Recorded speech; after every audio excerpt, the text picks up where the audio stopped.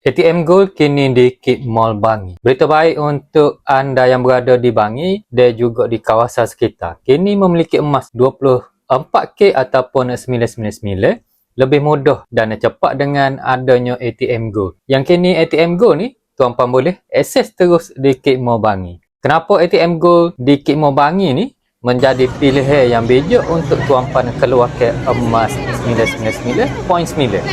Yang pertama, Kit Mall Bangi ni lokasi dia strategik, mudah diakses di pusat beli belah. Ianya sesuai untuk tuan-puan keluarkan emas tanpa gangguan. Tuan-puan, pilihan kuantiti yang ada di ATM Gold ni adalah fleksibel. Ianya bermula daripada 0.5 gram sehingga kepada 5 gram bunga emas. Jadi ianya sesuai untuk tuan-puan buat simpanan kecil untuk pelaburan yang besar. Kadar Gold Premium emas yang tuan-puan keluarkan daripada ATM Gold ni hasil daripada tabungan akaun emas Gap.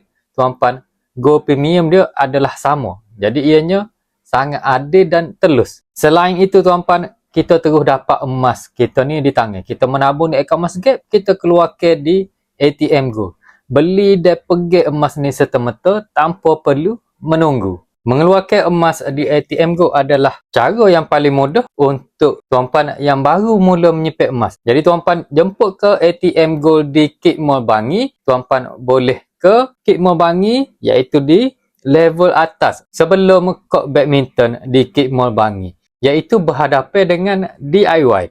Jadi tuan-puan, untuk mengeluarkan emas di ATM Gold, like video saya, rujuk di profil saya akan hubungi tuan-puan untuk bimbingan ilmu emas dan juga cara-cara beli emas. Assalamualaikum.